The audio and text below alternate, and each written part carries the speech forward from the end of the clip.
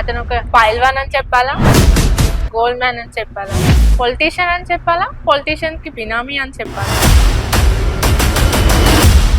Old సిటీలో సూర్య don అంటారు. నన్ను చూస్తే మీకు ఎలా అనిపిస్తుంది? అసలు సూర్యాబాయ్ ఎవరు? మార్కెట్ లో మనం ఏంటి అనేది చూపించుకోవాలి. 3 years కనిపించలే, డిప్రెషన్. మళ్ళీ సడన్ గా ఇంత గోల్డ్ ఇంత ఎట్లా సంపాదించారు? దందాలు చేశారా? అదే చెప్పాను కదా, 3 years నుంచి నేను ఏ మామగాడు రాడు, ఏ పక్కన పైల్వాన్ గారు రాడు, ఏ రాదు. అలా మాట్లాడడం కరెక్ట్ అంటారు? ఆడాది అంటే అమ్మ ప్లేస్ ఇవ్వాలి ప్రతి ఒక్కరికి. ఇప్పుడు సడన్ గా మమ్మీ ఇక్కడ కనిపిస్తే ఇంకా లైఫ్ లో ఇంతకన్నా ఇంకా ఏది ఉంటుంది, అన్నింటినీ వదిలేస్తాం మనం.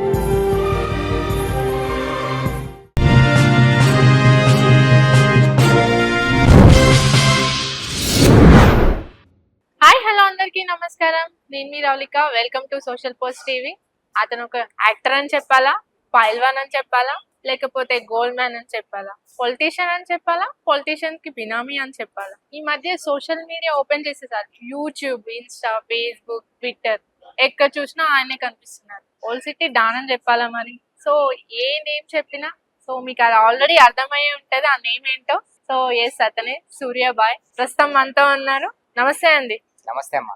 ఎలా ఉన్నారు? సూపర్. సో మిమ్మల్ని ఏమని పిలవాలి? గోల్డ్ మ్యాన్ అని పిలవాలా, పైల్వాన్ అని పిలవాలా, యాక్టర్ అని పిలవాలా, లేకపోతే పొలిటీషియన్ అని పిలవాలా, లేకపోతే ఓల్డ్ సిటీ డాన్ అనాలా? ఎలా అంటే మీకు తొందరగా మీ నోటికి వస్తుంది, నన్ను చూస్తే మీకు ఎలా అనిపిస్తుంది అలానే. ఏమో ఈ రోజు అయితే మీరు చాలా కలర్ఫుల్ గా గోల్డ్ వేసుకొని అండ్ పింక్ వేసుకొని పెళ్లి కొడుకులా రెడీ అయ్యారు. ఇది పెళ్లి కొడుకు లాగా ఏం కాదు. ఒకప్పుడు ఈ డ్రెస్ లో నా ఎంగేజ్మెంట్ అయింది అనమాట. ఎందుకో చాలా రోజుల తర్వాత ఈ రోజు వేసుకోవాలనిపించింది, అందుకే వేసుకోవాలి. అసలు సూర్యాబాయ్ ఎవరు? ఫ్యామిలీ బ్యాక్గ్రౌండ్ ఏంటి? నేను పుట్టింది ఇక్కడే, పెరిగింది ఇక్కడనే. Old city. నా A to Z మొత్తం ఇక్కడనే. కానీ మా పేరెంట్స్ రాయలసీమ, ఓకే. పులివెందల. వాళ్ళకి మ్యారేజ్ అయిపోగానే అక్కడ నుండి ఇక్కడ వచ్చేసరి ఇక్కడే సెట్ అయిపోయాను. అండ్ ఇప్పుడు ప్రెసెంట్ నాన్నగారికి కూడా ఓటు అక్కడే ఉందన్నమాట. నాకు మాత్రం భయపడితే ఇదే ఓల్డ్ సిటీ. ఎంతవరకు చదువుకున్నారు? MBA. మీ అంటే నార్మల్ గా బిజినెస్ సైడ్ వెళ్దామని అనుకుంటారు, మరి మీరేంటి గోల్డ్ వేసుకొని? డెస్టినీని ఎవరు మార్చలేరు. ఎవరు తీసుకొచ్చారు ఇటువైపు? ఎవరైనా ఆదర్శంగా తీసుకున్నారా? ఎవ్వరు తీసుకెళ్లారు. డెస్టినీ నన్ను ఏ వైపు పరిగెడమని చెప్పిందో నేను అలా వెళ్తూనే ఉన్నా. కానీ ఆ డెస్టినీలో ఏదైనా నాకు చెడు అనిపిస్తే మాత్రం దాన్ని ఎక్స్క్యూజ్ చేయను. నేను మంచిని మాత్రమే తీసుకుంటాను. మంచిని తీసుకున్నాను కాబట్టి ఈ రోజు ఇంతమంది నోట్లో నా పేరు కదులుతుంది. ఓల్డ్ సిటీ సూర్యాబాయ్ అంటే తెలియని ఎవ్వడు లేదు. మంచి పనులు అంటున్నారు కదా, ఇంతకేం మంచి పనులు చేశారు? మీరు బిఫోర్ వీడియోస్ లో, బిఫోర్ ఇంటర్వ్యూస్ లో చూస్తే మీకు తెలిసేది. అన్నదానాలు చేశాను, కొన్ని ఆపరేషన్స్ చేయించాను, అండ్ మా పేరెంట్స్ ని దగ్గరుండి చూసుకున్నాను. ఇంకోటి, మా మమ్మీ చనిపోతుందని తెలిసినా కూడా నా ఆస్తులన్నీ అమ్మేసి మా అమ్మకి ట్రీట్మెంట్ చేయించాను. ఆల్ ఆర్ అందరికి తెలుసు, క్యాన్సర్. ఎందుకంటే 0 స్టేజ్ నుంచి నేను ఆ స్టేజ్ కి వచ్చా, మళ్ళీ 0కే వచ్చా. నాకేం బాధ లేదు, ఎందుకంటే నేను పుట్టినప్పటి నుంచే నేను ఎక్కువ ఆస్తి పరునేం కాదు, 0 స్టేజ్ నుంచి వచ్చాను కాబట్టి మళ్ళీ 0కి వచ్చినా నాకేం ప్రాబ్లం అవ్వదు. నన్ను నేను నిలదొక్కుకోవడానికి, నన్ను నేను పైకి తెచ్చుకోవడానికి నాకు చాలా ఎక్కువ టైం పట్టలే, తొందరగానే బ్యాకప్ అయ్యా. సో మమ్మీ అంటున్నారు కదా, సో ఇప్పుడు సడన్ గా మమ్మీ ఇక్కడ కనిపిస్తే మీరు చెప్పాలనుకుంది చెప్పలేనిది ఏమైనా ఉందా మమ్మీకి? సడన్ గా ఇప్పుడు మమ్మీ కనిపిస్తే ఫస్ట్ మమ్మీని, నాకు మాటలు రా, ఫస్ట్ మమ్మీ దగ్గరికి వెళ్ళి హగ్ చేసుకుంటా. బహుశా మీరు అన్న మాట నిజమైతే ఎంత బాగుంటది అనిపిస్తుంది నాకైతే. నిజంగా 100% చెప్తున్నా. ఇంకా లైఫ్ లో ఇంతకన్నా ఇంకా ఏది ఉండదు, అన్నింటినీ వదిలేస్తాం. మమ్మీ ఉంటే చాలు. గట్టిగా వెళ్ళి ఫస్ట్ హత్తుకుంటా. అసలు నేను అసలు వదలను. హగ్ చేసుకుని మా అమ్మాయిని వదిలిన మళ్ళీ నా నుంచి ఎక్కడ దూరం వెళ్ళిపోతుంది అని. ఏం చెప్తారు? ఇక చెప్పడానికి మాటలు రావు, అసలు మాటలు రావు, కన్నీళ్ళు తప్ప మాటలు రావు. అలా వస్తే బాగుంటుందని చెప్పి. ఇంత గోల్డ్ వేసుకొని తిరుగుతున్నారా? ఎప్పటి నుంచి గోల్డ్ వేసుకొని స్టార్ట్ చేసి? నేను 10 years నుంచి గోల్డ్ వేసుకుంటాను, కానీ ఇంత వేయను నేను. ఒక 20 తులాలు వేసుకుంటుంది. నా ఒంటి మీద ఒక 20 తులాలు ఉంటాను. ఇప్పుడు ఒక 70 తులాల దాకా వేసుకుంటుంది. జనరల్ గా అమ్మాయిలు వేసుకుంటారు గోల్డ్, అంటే అమ్మాయిలు ఇష్టపడతారు. ఈ మధ్య ఏంటో గోల్డ్ మ్యాన్స్, పైల్వాన్స్ వీళ్ళు గోల్డ్ వేసుకొని తిరుగుతున్నారు. అంతే. అంటే చిరాకేస్తది కదా గోల్డ్ వేసుకొని తిరుగుతుంటే. మన ఇష్టంతో చేసే పని ఏదైనా చిరాకు అనిపించదు, అయిష్టంతో చేసే పని మాత్రం చిరాకు అనిపిస్తుంది. కొంతమంది షో కోసం వేస్తారు, కొంతమంది చూపించడం కోసం వేస్తారు. నన్ను నేను నిలదొక్కుకోవడానికి మాత్రమే వేసాను. నాకేం షోకేం లేదు. నన్ను ఒకప్పుడు ఎవరు పట్టించుకోలేదు. మా మమ్మీ చనిపోయిన తర్వాత డిప్రెషన్ లోకి వెళ్తే ఎవరు నన్ను పట్టించుకోలే, ఏ ఛానల్ నన్ను పట్టించుకోలే, ఏ మీడియా మిత్రులు నన్ను పట్టించుకోలే, నా ఫ్రెండ్స్ నా దగ్గర రాలే, నా అన్నలు తమ్ముళ్ళు మా మామూలు ఏ లఫ్ఫూత్ నా కొడుకులు నా దగ్గర రాలే. ఈ రోజు నన్ను నేను గట్టిగా నిలబడ్డా కాబట్టి, గట్టిగా ఇదంతా నేను చూపించా కాబట్టి ఇప్పుడు ప్రతి ఒక్కటి వస్తుంది. అంటే జస్ట్ మీరు గోల్డ్ వేసుకున్నారని వస్తుంది.